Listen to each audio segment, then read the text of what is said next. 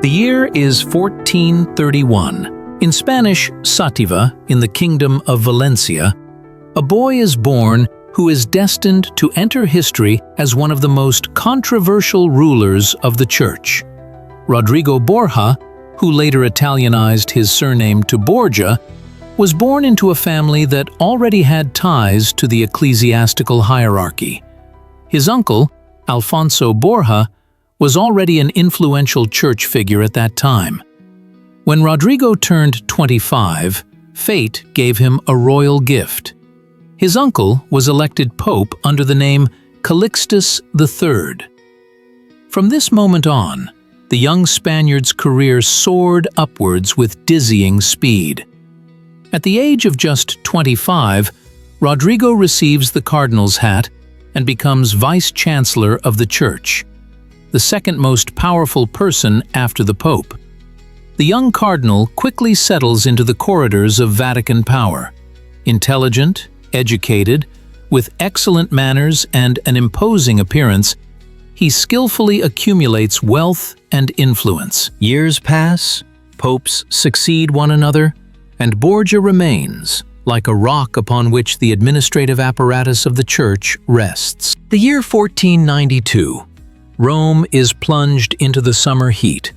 Pope Innocent VIII draws his last breath in his chambers. The city holds its breath in tension. A period of interregnum begins, a time of intrigues and secret agreements. 23 cardinals gather in the Eternal City to participate in the conclave that will determine the new Vicar of Christ on earth. Among them is 60-year-old Rodrigo Borgia, an experienced and influential vice-chancellor with 35 years in the cardinal's mantle behind him. The Vatican buzzes with rumors. Cardinals Ascanio Sforza and Giuliano della Rovere are considered the favorites. Borgia, despite his status and wealth, is not initially seen as a serious contender. His Spanish origin and reputation as a man who does not hide his children and mistresses play against him.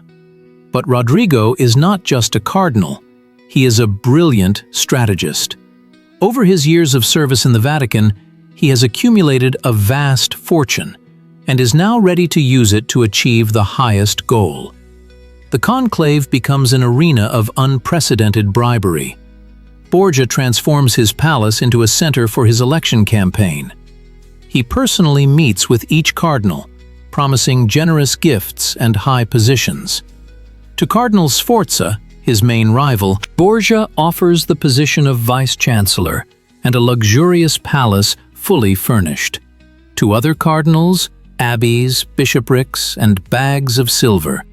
Before the conclave, 4 mules, laden with chests of gold, arrive at Borgia's palace. This is the dowry for his election campaign. On August 11th, the cardinals lock themselves in the Sistine Chapel. The first vote does not reveal a winner. At night, Borgia intensifies pressure on the wavering ones. By morning, everything is decided. In the second round, he receives the necessary majority and becomes pope under the name of Alexander VI. When the newly elected pontiff appears on the balcony of St. Peter's Basilica, the crowd erupts in applause. Tall, stately, with a majestic bearing, Alexander VI looks like an ideal ruler. None of the common Romans suspect the behind-the-scenes deals that determine the outcome of the conclave. The new pope's first steps confirm the worst fears of his critics. He immediately appoints his son Cesare, a 20-year-old student, as cardinal. Another son, Juan, becomes Duke of Gandia and commander of the papal troops. Nephews and other relatives also receive high church positions. European monarchs watch with alarm. France and Spain vie for influence on the Apennine Peninsula, and the new pope becomes a key figure in this game. Alexander, a native of Spain, initially inclines towards an alliance with the Spanish monarchs Ferdinand and Isabella, but leaves room for maneuver. In Rome, meanwhile, a new era begins. The Vatican becomes a center of luxury and secular entertainment. The papal court fills with musicians, poets, artists. Alexander does not hide his love for beauty and for beautiful women. His new favorite, the young Giulia Farnese, receives the nickname Bride of Christ, a bitter irony for the consort of the Vicar of Christ on earth. For Alexander VI, family was never just about blood ties, but a foundation of power. Long before ascending to the throne of St. Peter, Rodrigo Borgia made no secret of his personal life, which was unusual for a church hierarch of his rank. His long-standing relationship with the Roman noblewoman Vannozza de Catani brought him 4 children, whom he not only acknowledged, but also made central figures in his political strategy. Vannozza, a woman of extraordinary intellect and beauty, bore Cardinal Borgia 3 sons and a daughter. Cesare, born in 1475, became the firstborn and his father's greatest hope. He was followed by Juan, Lucrezia, and the youngest, Geoffrey. Notably, Rodrigo not only did not conceal his paternity, but also provided his children with brilliant education and prospects, unthinkable for ordinary illegitimate offspring. When Rodrigo became pope, his family policy took on an unprecedented scale. His eldest son, Cesare, against his own wishes, was directed to an ecclesiastical path. At only 17, he received the bishopric of Pamplona, and soon after his father's election, the cardinal's hat. The second son, Juan, on the other hand, was destined for a secular career. Alexander appointed him commander of the papal troops and Duke of Gandia, securing him a place among the highest European aristocracy. However, the true jewel in the Borgia crown was Lucrezia, a golden-haired beauty whom her father intended to be a key figure in his matrimonial diplomacy.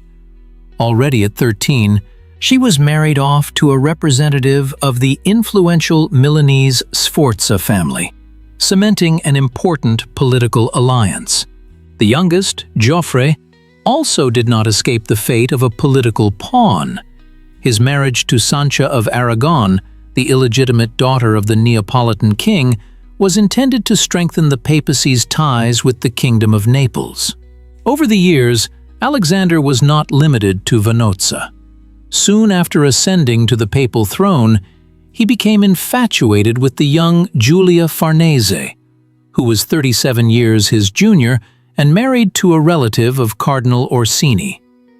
This affair, unlike the previous ones, caused a real scandal in Rome. The Romans dubbed Giulia the Bride of Christ, a bitter irony for the mistress of Christ's vicar on earth. Alexander did not just love his children, he saw in them an extension of his power, tools for creating a new dynasty on the Italian political stage. Every marriage, every appointment was carefully planned to maximize the strengthening of the Borgia family's position. The Pope personally oversaw the education of his offspring, monitored their careers, and ruthlessly used them in his political machinations. Cesare, the most talented of the children, inherited his father's political acumen and ruthlessness. Juan, handsome and arrogant, was his father's favorite, but possessed neither the intellect nor the abilities of his elder brother. Lucrezia, contrary to later myths about her as a poisoner and debaucher, was more a victim of her father's ambitions than an accomplice. Geoffrey, the youngest, remained in the shadow of his more prominent brothers and sister. The Borgia family ties drew condemnation from contemporaries not only because of the violation of the vow of celibacy. The main scandal was the transformation of ecclesiastical power into a family enterprise, where positions and benefices were distributed exclusively among relatives and allies. The institution of the papacy itself became a tool for the elevation of one family, which undermined the authority of the Church and caused growing discontent in the Christian world. Under Alexander VI, the Vatican transformed into an epicenter of luxury and pleasure, eclipsing the courts of European monarchs. Papal feasts entered history as unprecedented spectacles, where exquisite dishes and the rarest wines were accompanied by performances, balls, and other secular entertainments, scarcely befitting the spiritual status of the host. Especially renowned were the celebrations for church holidays and Borgia family events. When the Pope's daughter Lucrezia married Duke Alfonso of Aragon, the Vatican became the center of a continuous carnival for a week. 50 high-class Roman courtesans were invited to the wedding feast, where they danced with cardinals and diplomats under the approving gaze of the pontiff. But even against the backdrop of these extravagant festivities, the infamous quote zero stood out. Its description preserved in the diary of the Master of Ceremonies, Johann Burckhardt. In the autumn of 1491, high-ranking guests, including the Pope himself, gathered in the apartments of Cardinal Cesare Borgia in the Vatican. After an exquisite dinner, 50 naked courtesans collected chestnuts scattered across the floor, crawling on all fours between candelabras. A competition then ensued, in which guests rewarded those who demonstrated the greatest sexual stamina.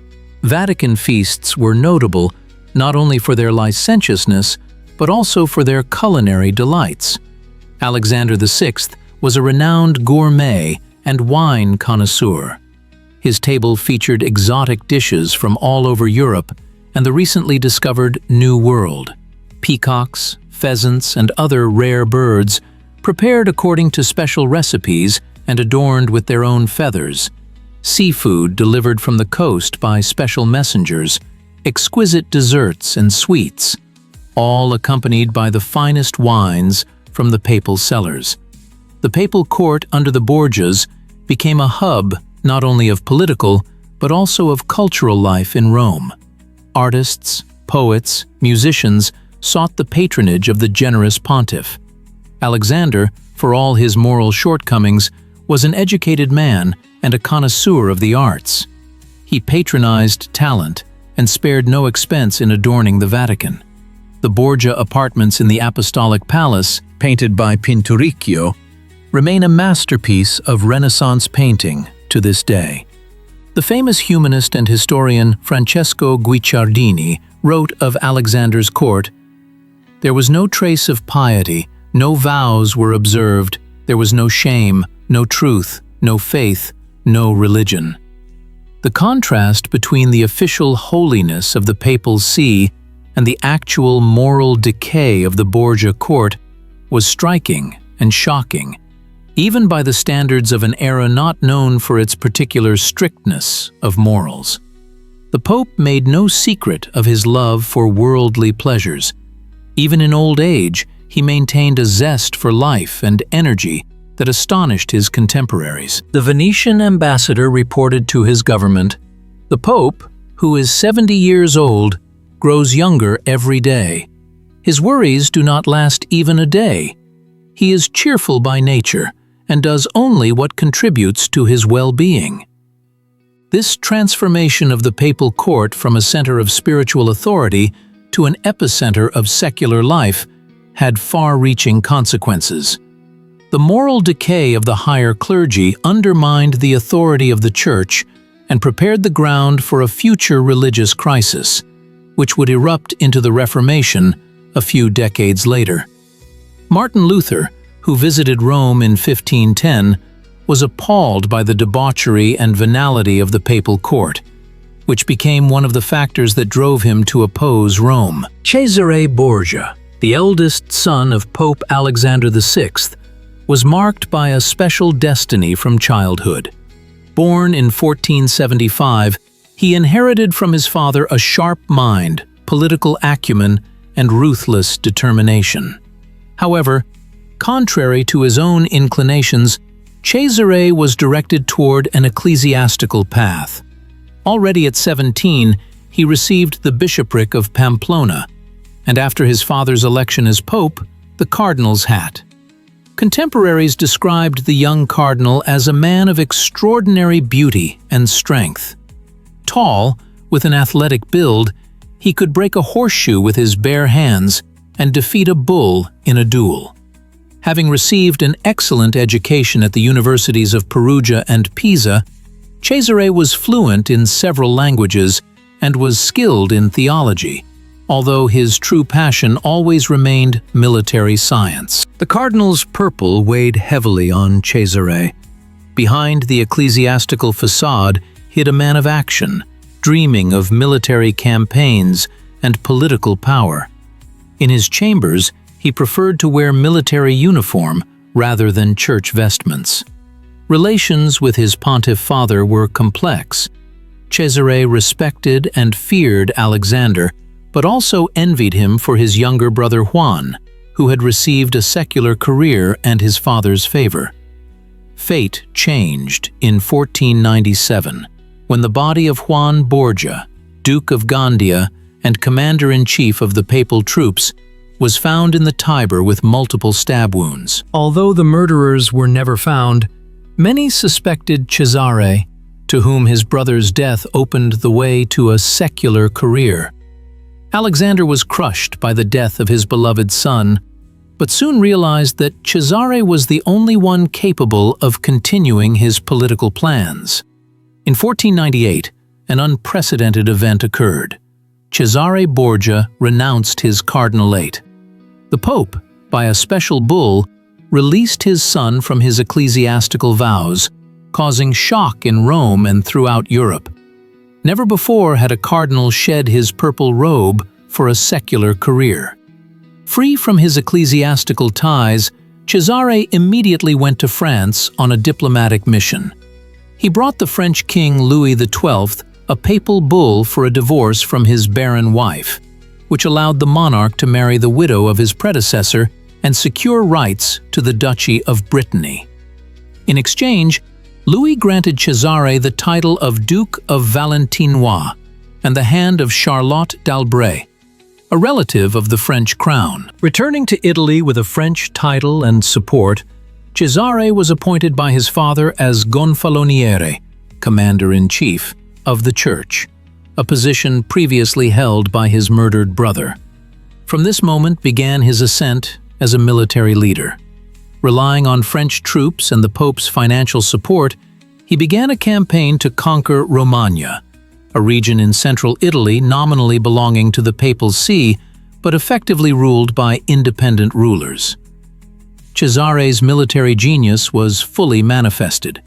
Cities fell one after another: Imola, Forli, Rimini, Pesaro, Faenza. He showed strategic flexibility, combining diplomacy with ruthless force. Those rulers who surrendered voluntarily he spared and often kept in service. Those who resisted, he destroyed without mercy.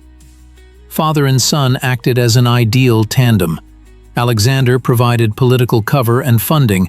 Cesare provided military force. Together, they created a new state in central Italy, which was to become the hereditary possession of the Borgias. The Pope officially proclaimed his son Duke of Romagna, legitimizing his conquests with ecclesiastical authority. The relationship between Alexander and Cesare represented a unique symbiosis of political ambitions and father-son affection. They understood each other with a glance and trusted only each other implicitly in a world of intrigue and betrayal. When an ambassador noted that Cesare revealed his plans to no one, he replied, "I reveal them only to His Holiness, my Father, and to no one else." Lucrezia Borgia entered history surrounded by a dark legend, a poisoner with a ring filled with venom, a participant in incestuous relations, a promiscuous woman on the papal throne. However, the reality was far more complex and tragic than this demonic image. Born in 1480, the golden-haired daughter of Rodrigo Borgia and Vanozza dei Catani became a pawn in her ambitious father's political games from early childhood. Raised in the best traditions of the Renaissance era, Lucrezia received an excellent education. She spoke fluent Italian, Spanish, French, and Latin, played the lute, wrote poetry, and possessed refined manners. Contemporaries noted her beauty: golden hair, a delicate oval face, and expressive eyes. However, fate prepared for her not the life of an intellectual or a court lady, but the role of an instrument in papal diplomacy. Lucrezia's first marriage was contracted when she was barely 13 years old. Her husband was Giovanni Sforza, ruler of Pesaro and a relative of the powerful Duke of Milan.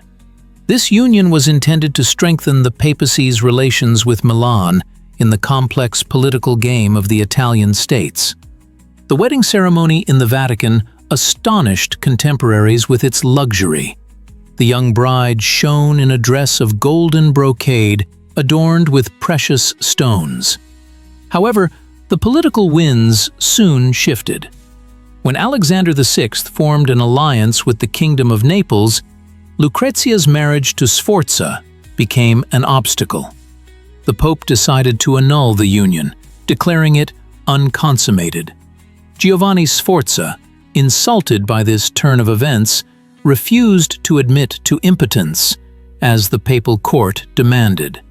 A scandal erupted that shook all of Italy. Sforza publicly declared that the Pope was dissolving the marriage to enter into an incestuous relationship with his daughter himself. Although historians find no confirmation of this accusation, it forever tarnished Lucrezia's reputation. The Pope's daughter's second marriage was even more overtly political. In 1498, she married Alfonso of Aragon, the illegitimate son of the Neapolitan king. This union was supposed to cement the Vatican's new alliance with Naples. The relationship between the spouses, contrary to expectations, turned out to be warm.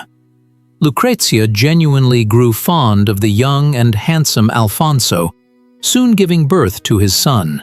However, this marriage was not destined to last long either. When the political situation changed and the Pope formed an alliance with France, Naples' enemy, Alfonso became superfluous in the new combination. In August 1500, he was brutally beaten by unknown assailants on the steps of St. Peter's Basilica, and 2 weeks later, strangled in his own bed. Although the murder was officially attributed to Roman barons, many suspected Cesare Borgia, who by that time had become the main executor of his father's policies, of orchestrating the crime. Lucrezia was inconsolable. Contemporaries report that she locked herself in her chambers and refused to eat, mourning her deceased husband. However, the daughter's grief could not stop the Pope's political plans. Just a year after Alfonso's death, preparations began for Lucrezia's third marriage, this time to Alfonso d'Este, heir to the Duchy of Ferrara. This union became the pinnacle of Alexander VI's matrimonial diplomacy. Ferrara was one of the most cultured and prosperous states in northern Italy, and the d'Este family one of the oldest and most respected. For the upstart Borgia family, such a marriage meant recognition from the Italian aristocracy. The wedding, which took place in 1502, became the most grandiose celebration of Alexander VI's pontificate. The history of the Borgia family is particularly marked by legends of poisons and mysterious deaths. The name Borgia has become synonymous with sophisticated poisoning, and the phrase "to receive an invitation to dinner with the Borgia" turned into a grim joke, signifying a death sentence. But how justified is this sinister reputation, and what real events formed the basis of these stories? The most famous poison attributed to the Borgia family was the legendary powder of succession, a white, tasteless, and odorless powder that acted with a delay, making it difficult to identify the poisoner. Rumor had it that this poison was made from arsenic, with the addition of other components according to a secret family recipe. Alexander and Cesare allegedly used it to eliminate wealthy cardinals and aristocrats, whose fortunes they then appropriated. Cesare Borgia's ring, with a hollow reservoir under the stone where poison was placed, gained particular notoriety. According to legend, during a handshake, a hidden needle would scratch the victim's skin, injecting the lethal substance. Another method attributed to the Borgias was poisoning wine, using a special ring with a bifurcated key, one half of which was smeared with poison. When filling a glass, the poisoned side of the key would dip only into the victim's cup. The most mysterious crime of the Borgia era was the murder of Duke Juan Borgia of Gandia, the Pope's second son and his recognized favorite. On June 14, 1497, Juan's body was found in the Tiber with multiple stab wounds. The Duke was returning from dinner at his mother Vanozza's when he was attacked by unknown assailants. His body, dressed in expensive clothes and jewelry, was thrown into the river. Pope Alexander's grief was genuine and profound. He locked himself in his chambers for several days, refusing food and weeping so loudly that he could be heard in neighboring rooms. He told his retinue, "The murder investigation yielded no results, although suspicions fell on many, from jealous husbands of Roman ladies with whom Juan entertained himself to political opponents of the Borgias. However, many consider Cesare Borgia's involvement in his brother's death to be the most plausible version. There was rivalry between the brothers. Juan, despite lesser abilities, received the secular career Cesare dreamed of, trapped in his cardinal's office. After Juan's death, it was Cesare who inherited his military positions and his father's favor. No less mysterious were the deaths of wealthy cardinals, especially during periods of financial difficulties for the papal see. In August 1497, shortly after Juan's murder, Cardinal Juan Borja Lanzo, the Pope's cousin, suddenly died. His enormous fortune passed to Alexander, which helped replenish the treasury, depleted by Juan's mourning ceremonies and military expenses. In July 1500, Cardinal Giovanni Borgia, another relative of the Pope, died under similar circumstances. His death followed a dinner at Cardinal Adriano Castelli's, where Alexander himself was present. Soon after the meal, both the Pope and Cardinal Borgia felt unwell. The Pope survived thanks to his robust health and the urgent measures of doctors, while the Cardinal died in agony. This incident gave rise to the theory that Cardinal Castelli himself had planned to poison the Pope, but confused the glasses.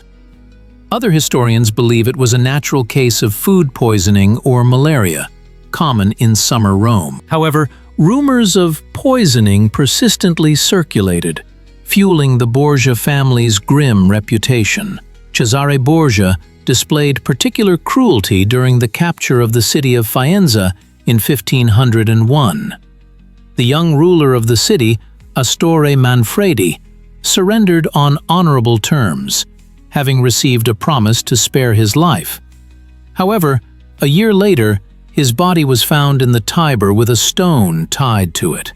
A similar fate befell many political opponents of the Borgias, whose bodies fishermen regularly pulled from the Roman River. Finally, the most mysterious remains the death of Pope Alexander himself in August 1503.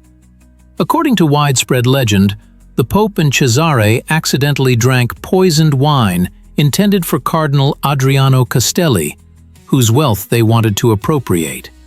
Cesare, thanks to his youth and immediate measures, he was allegedly placed in the belly of a freshly slaughtered mule, survived, though he was gravely ill. Alexander, being an elderly man, died in agony. Modern historians lean towards the version that the Pope died of malaria, which was rampant in Rome that summer. However, the condition of Alexander's body after death fueled rumors of poisoning. It rapidly blackened and swelled beyond recognition, which was considered a sign of poison's effect. However, such changes could also have been caused by natural decomposition in the August heat. Money and power. These were the two pillars upon which the pontificate of Alexander VI rested.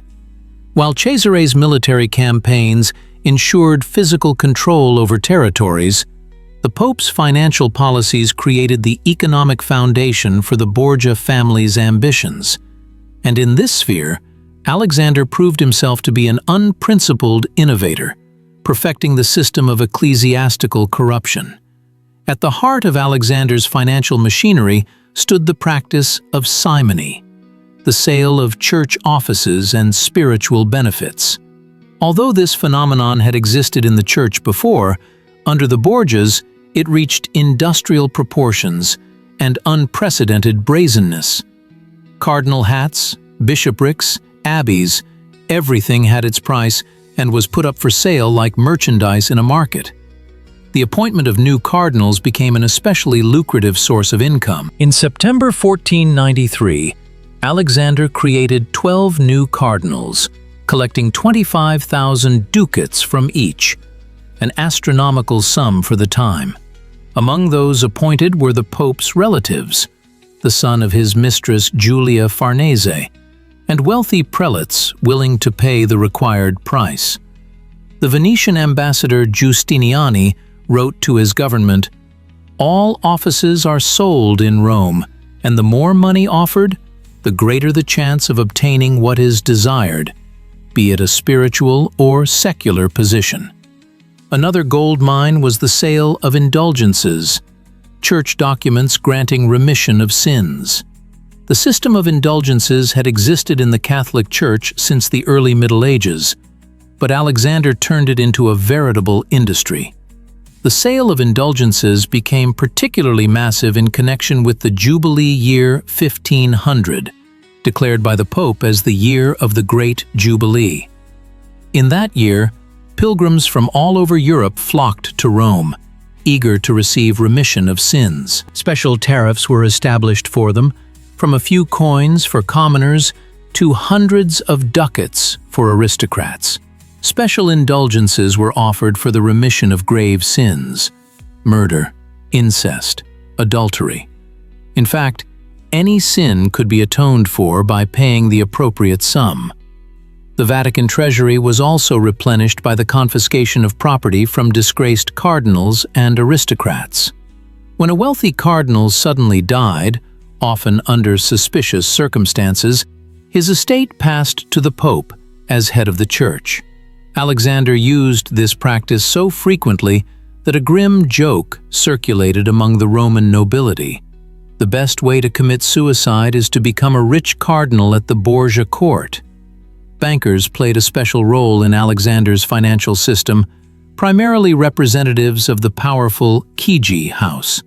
They acted as intermediaries in complex financial transactions, provided loans against future ecclesiastical revenues, and helped launder funds obtained illegally. To manage financial flows, Alexander created a special apostolic chancery, headed by his trusted man, the Spanish bishop Juan Lopez. This structure centralized all of the Vatican's monetary operations, making them more efficient, but also more opaque.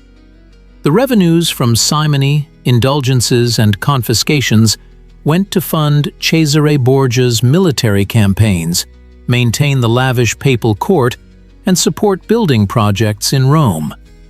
Part of the funds was directed to the personal accounts of Borgia family members in banks in Florence and Venice. The Pope was preparing a financial safety net in case of a loss of power. The system of financial corruption under Alexander VI had far-reaching consequences for the Catholic Church. The unprecedented openness with which spiritual benefits were sold undermined the moral authority of the papacy and caused growing outrage in the Christian world. The German monk Martin Luther, who visited Rome in the early 16th century, was shocked by the scale of corruption in the Eternal City. It was the practice of selling indulgences, perfected under the Borgias and their successors, that would become one of the main reasons for Luther's defiance against Rome and the beginning of the Reformation. However, Alexander's financial policies also had positive aspects for the development of Rome.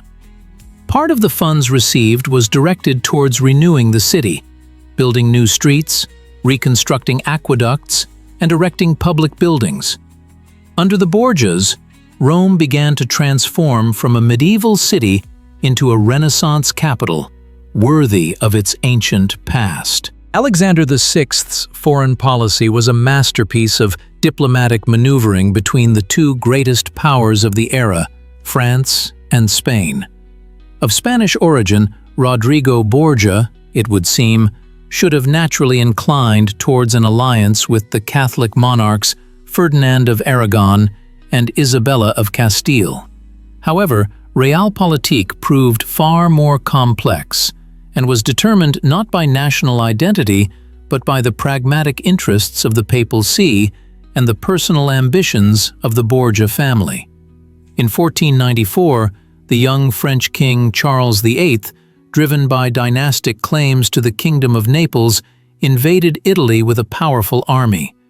Contemporaries called this army the most formidable that had ever crossed the Alps. Equipped with the latest artillery, it swept through Italian city-states unaccustomed to such force. Alexander VI initially opposed the French invasion, supporting the Neapolitan Aragonese dynasty. However, when the French army approached Rome, the Pope quickly realized the real balance of power. He received Charles in the Eternal City, allowed his troops to pass through papal territories, and even handed over the key fortress of Civitavecchia to the French. When Charles triumphantly entered Naples, the political landscape of Italy changed dramatically. Frightened by France's growing power, the Italian states, along with Spain and the Holy Roman Empire, formed the Holy League against the French. Alexander, demonstrating political flexibility, quickly joined this alliance, effectively betraying his recent ally. After the death of Charles VIII in 1498, his cousin Louis XII ascended to the French throne. The new monarch inherited his predecessor's Italian ambitions, but acted more methodically. He laid claim not only to Naples, but also to Milan, based on his maternal descent from the Milanese Visconti. Alexander VI saw a new opportunity in the change of the French monarch. He offered Louis an astonishing deal: a papal bull annulling the king's barren marriage to Joan of France in exchange for military support for Cesare Borgia and a French title for him. Louis, ardently wishing to marry his predecessor's widow Anne of Brittany to keep the strategically important Duchy of Brittany within the French crown, readily accepted the offer. This alliance marked a turning point in Borgia policy. Cesare, having renounced his cardinalate, traveled to France, where he was received with royal honors. He received the title of Duke of Valentinois, married Charlotte d'Albret, a relative of the French king, and returned to Italy with French troops to conquer Romagna.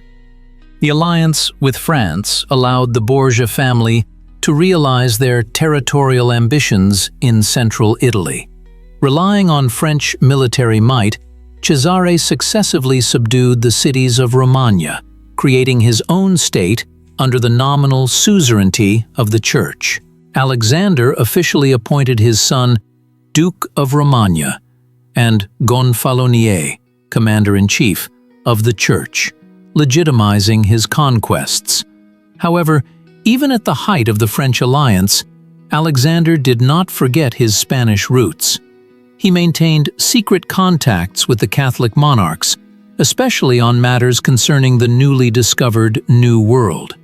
In 1493, the Pope issued the famous bull Inter Cetera, which divided the non-European world between Spain and Portugal.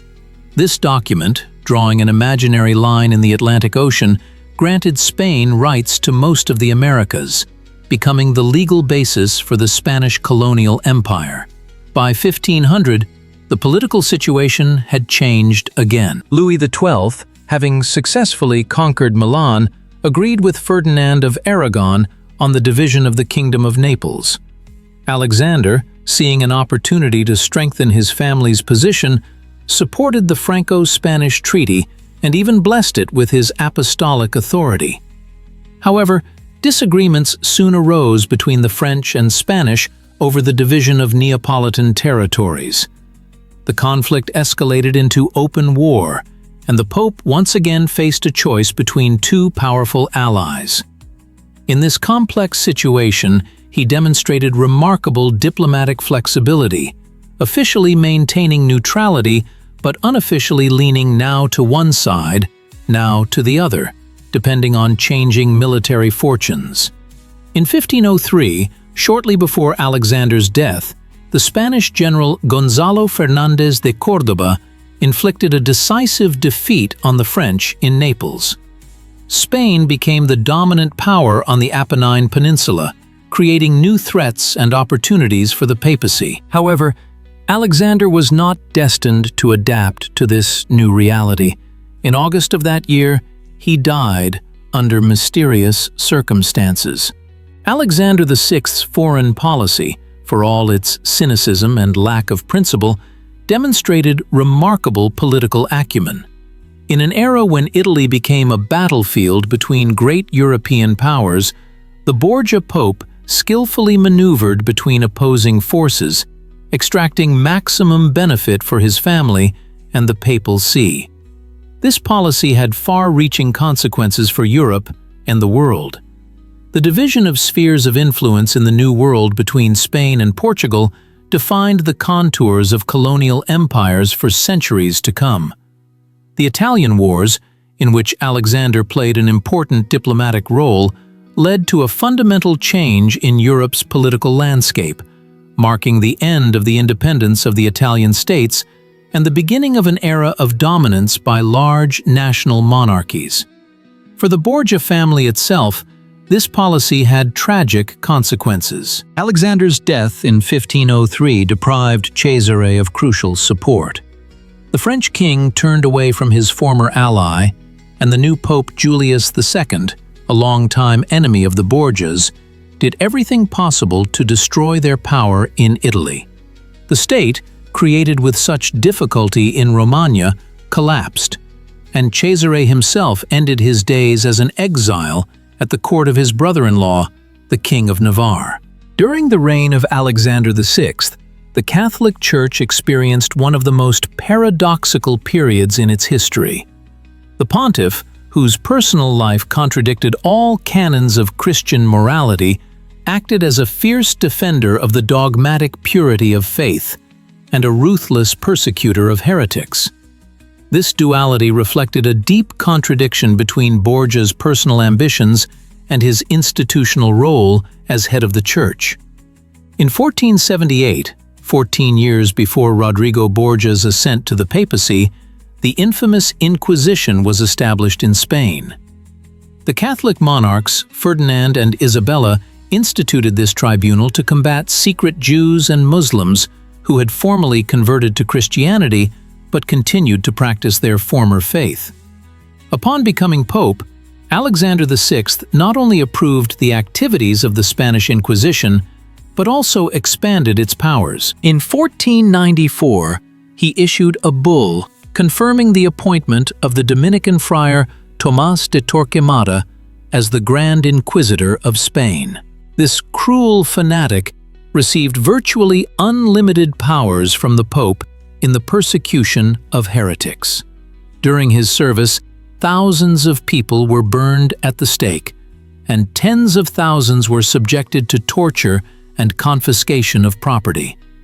Alexander, despite his own moral decay, fully supported these brutal measures.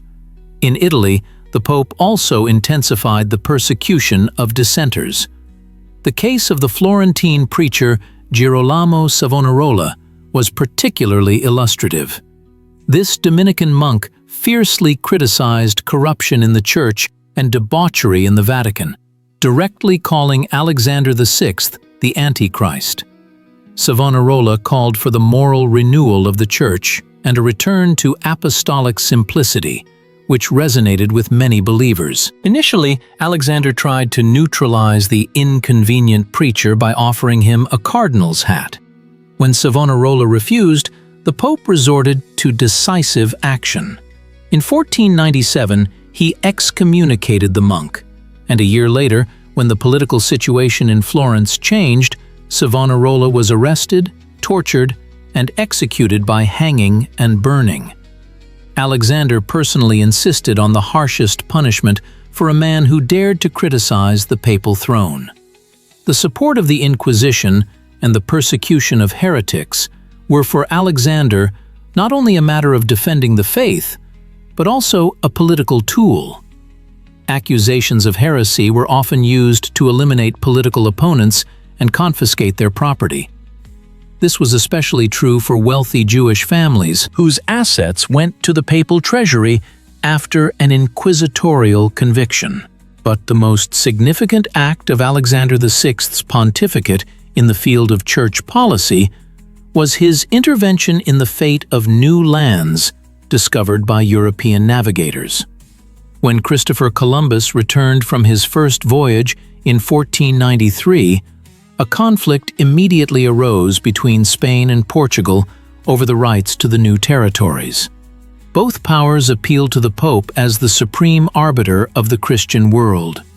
On May 4, 1493, Alexander issued the famous bull Inter Caetera, among other things, which divided the non-European world between the two Iberian powers. According to this document, an imaginary line was drawn from north to south, 100 leagues west of the Azores. Lands discovered west of this line went to Spain, and to the east, to Portugal. A year later, by the Treaty of Tordesillas, this line was shifted further west, which ultimately allowed Portugal to claim Brazil. But the principle remained the same. The Pope, as God's representative on earth, divided territories inhabited by pagans between Christian powers. The bull Inter Caetera had far-reaching consequences for world history. It became the legal basis for the Spanish and Portuguese colonial empires, defining their spheres of influence for centuries to come. The indigenous peoples of America, Africa, and Asia were not considered subjects of international law. Their lands and they themselves became objects of Christianization, and in fact, colonization and exploitation. In this bull, Alexander VI instructed the Spanish monarchs to spread the Christian faith among the local population. However, in practice, this often resulted in forced conversion and the destruction of local cultures. The Pope, who divided the New World between European powers, laid the foundations of the colonial system, the consequences of which are still felt today. Paradoxically, the same man who led a life full of carnal pleasures, traded in church offices, and did not shy away from political assassinations, acted as a defender of the purity of faith and a supreme arbiter in matters of global scale. This duality reflected a deep contradiction between the personality of Rodrigo Borgia and the institution of the papacy that he represented. For millions of believers, the Pope remained the vicar of Christ on earth, a spiritual leader and the highest moral authority.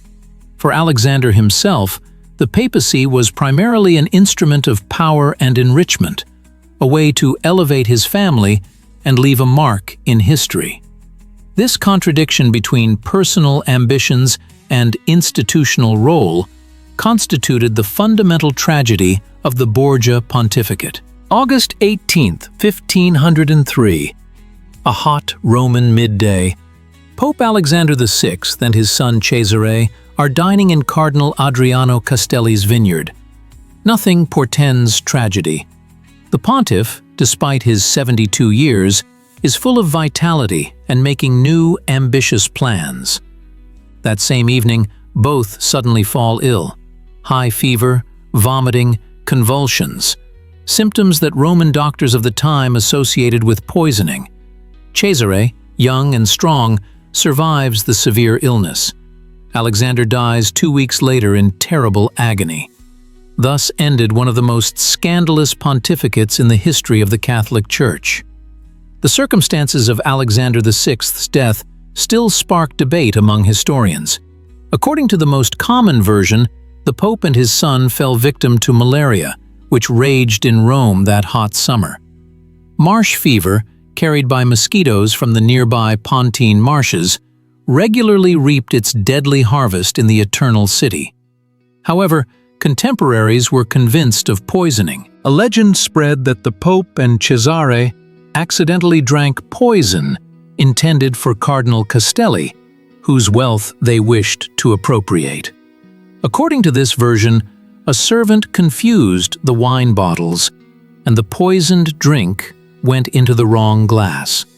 An even more dramatic version states that Alexander fell victim to his own invention, the legendary succession powder, with which he allegedly eliminated wealthy cardinals. Ironically, the very poison that brought the Borgia family wealth and power became the cause of its head's demise. Whatever the cause, the Pope's last days were horrific. Contemporaries described his suffering in the darkest colors. The pontiff's body was covered in black spots, which many considered a sign of poison. He raved, at times lost consciousness, and in rare moments of clarity, begged for forgiveness. On the day of the Pope's death, August 18th, Rome plunged into chaos. Cesare Borgia's soldiers, fearing Roman vengeance, barricaded themselves in the Vatican. Duke Valentino himself, still gravely ill, could not control the situation. His enemies, Roman barons from the Orsini and Colonna families, returned to the city with their armed retinues. Alexander's funeral turned into the last scandal of his pontificate. The Pope's body, decomposed beyond recognition in the August heat, caused horror even among seasoned church officials. Johann Burkhard, the papal court's master of ceremonies, left a shocking description. The body had turned black and swollen so much that it had lost its human form. It was as wide as it was long and emitted an unbearable stench. Religious rites were reduced to a minimum. 6 pallbearers struggled to squeeze the bloated body into a too narrow coffin, showing no respect for the deceased. None of the cardinals wanted to touch the remains of a man many considered a poisoner and a libertine. Vatican treasures were plundered even before the Pope's body grew cold. Servants carried off all valuables from the papal chambers: gold and silver plate, jewels, money, even the pontiff's personal clothing. The cardinals, many of whom secretly hated Borgia, did nothing to stop the looting. In the city, meanwhile, a strange mood prevailed, a mixture of fear and jubilation. Borgia's enemies openly celebrated the tyrant's death, while his supporters fled Rome in panic. Rumors circulated that the Pope's soul had gone straight to hell. Many claimed to have seen a black dog running through the Vatican rooms at the moment of Alexander's demise. The Pope's death meant the collapse of the entire political system built by the Borgia family.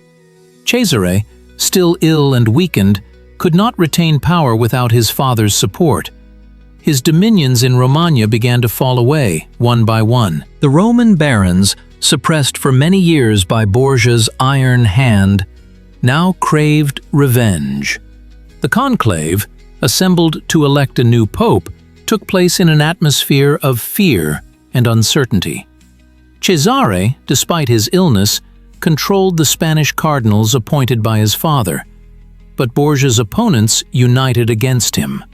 After the brief pontificate of Pius III, which lasted only 26 days, Cardinal Giuliano della Rovere, a sworn enemy of the Borgia family, was elected pope, taking the name Julius II.